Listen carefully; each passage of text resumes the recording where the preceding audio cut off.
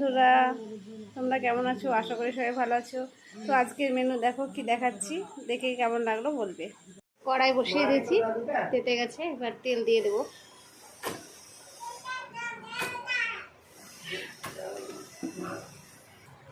তেল গরম হয়ে গেছে, এবার মাছগুলো দিয়ে দেবো।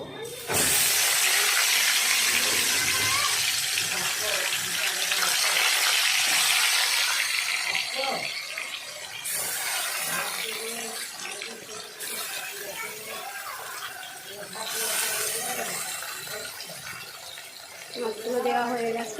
মাছগুলো ভাজা হতে হতে এখানে তরকারি সরঞ্জামগুলো রেডি করে নেব। পেঁয়াজ কাটা হয়েছে, রসুনও কাটা হয়ে গেছে, আর এখানে এই যে আদাটা বেনাবো। মাছগুলো ওই পিঠটা হয়ে গেছে, এবার আস্তে আস্তে উল্টিয়ে দেবো। খুব সুন্দরভাবে হয়ে গেছে।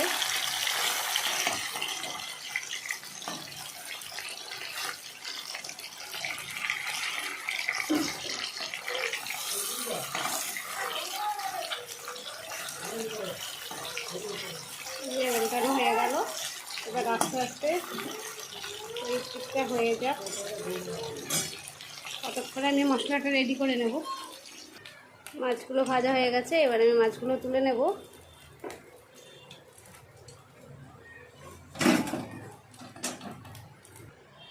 এবার দিয়ে দেব শুকনো লঙ্কা,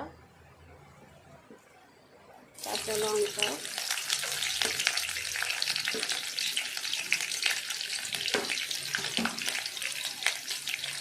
লঙ্কাটা ভাজা ভাজা হয়ে গেছে।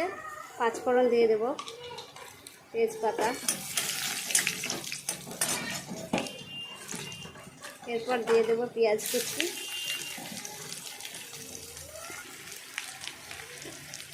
একটু হলুদ দিয়ে লবণ দিয়ে ভালো করে একটু নেড়ে নেব।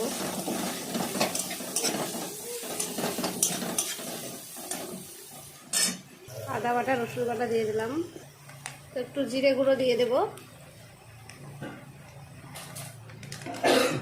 মশলাটা ভালো করে ভাজা হয়ে গেছে, এবার মাছগুলো দিয়ে দেব। হালকা করে পরিমাণ মতন জল দিয়েছি, তাই পরিমাণ মতন হলুদ দিয়ে দেব, আর পরিমাণ মতন লবণ দিয়ে দেব। তারপর ফুটে গেলে নামিয়ে দেবো। তরকারি রেডি হয়ে গেছে, এবার আমি নামিয়ে দেবো।